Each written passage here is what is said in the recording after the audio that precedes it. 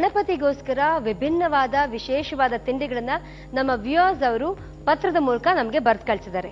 ಅದರಲ್ಲಿ ಆಯ್ಕೆ ಆಗಿರುವಂತಹ ಪತ್ರ ಚೈತ್ರ ಅವರು ಮಂಡ್ಯದಿಂದ ಬರೆದಿರುವಂತದ್ದು. ಅವರು ಕಳಿಸಿರುವಂತಹ ರೆಸಿಪಿ ಸ್ವೀಟ್ ಸಮೋಸ. ಈ ಸ್ವೀಟ್ ಸಮೋಸ ಹೇಗ್ ಮಾಡೋದು ಅಂತ ನಮಗೆ ತೋರಿಸ್ಕೊಡ್ತಿದ್ದಾರೆ ಜಯಶ್ರೀ ವಿಶ್ವನಾಥ್ ಅವರು. ನೋಡೋಣವಾ? Ready ready sir? ರೆಡಿ ಬನ್ನಿ ನೋಡೋಣ. ಬನ್ನಿ. ನಮಸ್ಕಾರ, ನಾನು ಜಯಶ್ರೀ ವಿಶ್ವನಾಥ್. ನಾನಿವತ್ತು ಸ್ವೀಟ್ ಆ್ಯಂಡ್ ಟೇಸ್ಟಿ ಸಮೋಸ ಮಾಡ್ತಾ ಇದ್ದೀನಿ. ಅದಕ್ಕೆ ಬೇಕಾಗಿರೋ ಇಂಗ್ರೀಡಿಯೆಂಟ್ಸ್ ಹೇಳ್ತೀನಿ. ಟೂಟಿ ಫ್ರೂಟಿ, ಮೈದಾ ಹಿಟ್ಟು, ಸ್ವೀಟ್ ಕೋವಾ, ಕಲಿಸ್ಕೊಂಡಿರೋ ಮೈದಾ ಹಿಟ್ಟು, ಒಣದ್ರಾಕ್ಷಿ, ಮಿಕ್ಸೆಡ್ ಫ್ರೂಟ್ ಜಾಮ್ ಮತ್ತು ಎಣ್ಣೆ. ಈಗ ನಾವು ಫಿಲ್ಲಿಂಗ್ ರೆಡಿ ಮಾಡ್ಕೊಳ್ಳೋಣ. ಸ್ಟಫಿಂಗ್ ಏನೇನು ಬೇಕಾಗುತ್ತೆ ಅದರದ್ದು ಫಸ್ಟ್ ರೆಡಿ ಮಾಡ್ಕೋಬೇಕು. ಇದು ಸ್ವೀಟ್ ಕೋವಾ 2 ಪೀಸ್ ಹಾಕೋತಾ ಇದ್ದೀನಿ.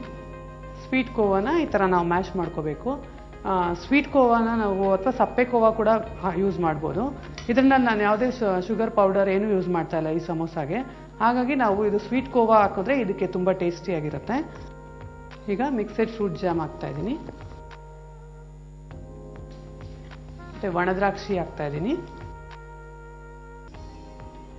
ಈಗ ಇದನ್ನು ಚೆನ್ನಾಗಿ ಮಿಕ್ಸ್ ಮಾಡ್ಕೋಬೇಕು.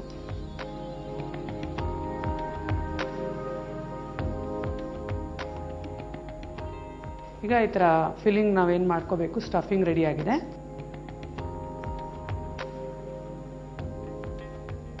ಇದು ಮೈದಾ ಹಿಟ್ಟು. ಇದರೊಳಗಡೆ ನಾನು ಮೈದಾ ಹಿಟ್ಟು 1 ಕಪ್ ತೊಗೊಂಡಿದ್ದೀನಿ. ಚಿರೋಟಿ ರವೆ 2 ಟೇಬಲ್ ಸ್ಪೂನಷ್ಟು ಹಾಕಿದ್ದೀನಿ. ಮತ್ತು ಇದನ್ನು ಕಲಸೋವಾಗ ನಾವು ಸ್ವಲ್ಪ ಬಿಸಿ ಎಣ್ಣೆ ಹಾಕ್ಕೊಂಡು ಕಲಿಸ್ಕೋಬೇಕು. ಚೆನ್ನಾಗಿ ನಾದ್ಕೋಬೇಕು. ಬೇಕಾದರೆ ಒಂಚೂರು ಚಿಟಿಕೆ ಉಪ್ಪು ಹಾಕಬೇಕು ಮತ್ತು ಸ್ವಲ್ಪ ಅರಿಶಿನ. ಈ ಕಲರ್ ಬರಬೇಕಂದ್ರೆ ಅರಿಶಿನ ಹಾಕ್ಕೋಬೇಕು. ನಾವು ಇದನ್ನು ಇವಾಗ ಸಮೋಸಾಗೆ ಯೂಸ್ ಮಾಡ್ತಿದ್ದೀನಿ. ಈಗ ಬಾಲ್ಸ್ಗಳು ಮಾಡಿದಾಗಿದೆ. ಇವಾಗ ಅಷ್ಟರಲ್ಲಿ ನಾವು ಎಣ್ಣೆ ಕಾಯಕ್ಕೆ ಇಟ್ಕೊಳ್ತೀನಿ.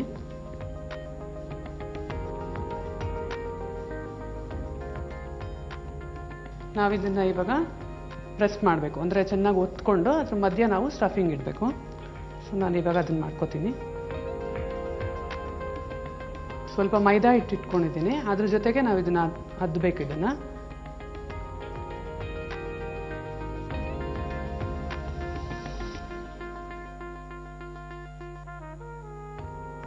ಈ ಥರ ರೌಂಡಿಗೆ ಒತ್ಕೊಂಡು ಇವಾಗಿನ ಸ್ಟಫಿಂಗ್ ಇಡಬೇಕು ಇದ್ರೊಳಗಡೆ.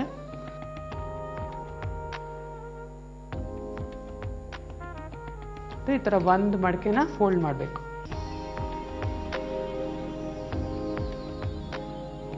ಈ ಥರ ಫೋಲ್ಡ್ ಮಾಡಿ ಸ್ವಲ್ಪ ಮಧ್ಯದಲ್ಲಿ ಪ್ರೆಸ್ ಮಾಡಬೇಕು. ನಂತರ ಈ ಥರ ಫೈನಲ್ ಫೋಲ್ಡ್ ಈ ಥರ ಮಾಡ್ಕೋಬೇಕು. ಇದು ತುಂಬ ಈಸಿಯಾಗಿ ಮಾಡೋವಂಥ ಸಮೋಸ. ನಾನು ಹೇಳ್ಕೊಟ್ಟಿದ್ದ ಮೆಥಡ್ ಸ್ಟೈಲ್ ಇದು. ಆ್ಯಕ್ಚುಲಿ ಕೋನ್ ಥರನೂ ಮಾಡ್ತಾರೆ. ಇವಾಗ ಮಧ್ಯದಲ್ಲಿ ಕಟ್ ಮಾಡಿಕೊಂಡು ಕೋನ್ ಮಾಡಿನೂ ಅದರೊಳಗಡೆ ಹಾಕ್ಬೋದು ಸ್ಟಫಿಂಗು. ಇದು ಸ್ವಲ್ಪ ಈಸಿ ವೇ. ಇದು ಈ ಥರನೂ ಮಾಡ್ಬೋದು.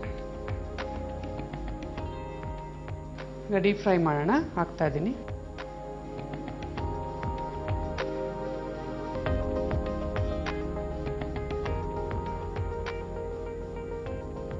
ಚೆನ್ನಾಗಿ ಗೋಲ್ಡನ್ ಕಲರ್ ಬರಬೇಕು. ಮತ್ತು ನಮಗೆ ಕಲರ್ ಸ್ವಲ್ಪ ಸಮೋಸ ಅಂದರೆ ಕಲರ್ ಇರಬೇಕು, ಅಂದರೆ ಒಂಚೂರು ಯೆಲ್ಲೋಯಿಶ್ ಕಲರ್ ಬರಬೇಕು. ಅದಕ್ಕೆ ನಾವು ಸ್ವಲ್ಪ ಮೈದಾ ಹಿಟ್ಟಿಗೆ ಅರಿಶಿನ ಹಾಕಲೇಬೇಕು. ಅದಕ್ಕೆ ಅರಿಶಿನ ಹಾಕಿದ್ರೆ ನಮಗೆ ಒಂದು ಗೋಲ್ಡನ್ ಕಲರ್ ಚೆನ್ನಾಗಿ ಕಾಣಿಸುತ್ತೆ ಇದು ಸಮೋಸಾನಲ್ಲಿ.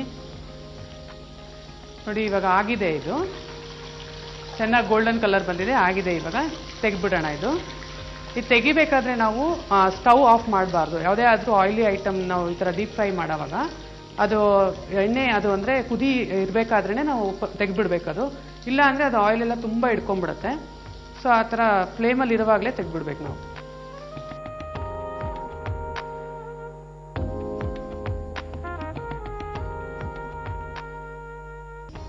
ಸಮೋಸ ರೆಡಿಯಾಗಿದೆ. ಇವಾಗ ಸರ್ವಿಂಗ್ ಪ್ಲೇಟ್ಗೆ ಹಾಕೊಳ್ಳೋಣ.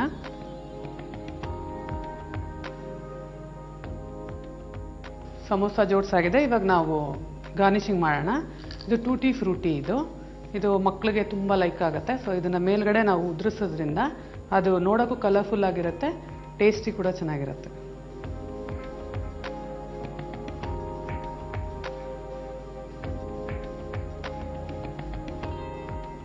ಸ್ವೀಟ್ ಆ್ಯಂಡ್ ಟೇಸ್ಟಿ ಸಮೋಸ ರೆಡಿಯಾಗಿದೆ.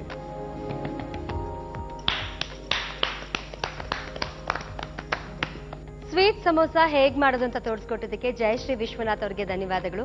ರೆಸಿಪಿನ ಕಳಿಸ್ಕೊಟ್ಟಿದ್ದಕ್ಕೆ ಚೈತ್ರ ಅವರಿಗೆ ಧನ್ಯವಾದಗಳು. ಸರ್, ಈ ಸಮೋಸ ಅಂದ್ರೆ ಸಾಮಾನ್ಯವಾಗಿ ನಮಗೆ ಗೊತ್ತಿರುವಂತದ್ದು ಆಲೂಗಡ್ಡೆನ ಸ್ಟಫ್ ಮಾಡಿ ಮಾಡಿರುವಂತದ್ದು, ಮತ್ತೆ ಚಿಕ್ಕ ಚಿಕ್ಕ ಸಮೋಸಗಳು ಬರುತ್ತೆ. ಇವೆರಡು ವೆರೈಟಿ ಸಮೋಸ ನಮಗೆ ಗೊತ್ತಿತ್ತು. ಈ ಸ್ವೀಟ್ ಸಮೋಸ ನಮಗೆ ವಿಭಿನ್ನವಾದ್ದು ಮತ್ತು ಹೊಸತನದಿಂದ ಕೂಡಿರುವಂತದ್ದು. ಇದ್ರ ಬಗ್ಗೆ ನಮ್ಗೆ ಹೇಳ್ತಾ ಅಂದ್ರೆ ಇನ್ನು ಎಷ್ಟು ತರದ ಸಮೋಸಗಳನ್ನ ನಾವು ಮಾಡ್ಬೋದು? ಓಕೆ, ಸಮೋಸ ಅನ್ನೋದು by far one of the most common ಅನ್ನೋದಕ್ಕಿಂತ more acceptable snack in India ಅನ್ಬೋದು.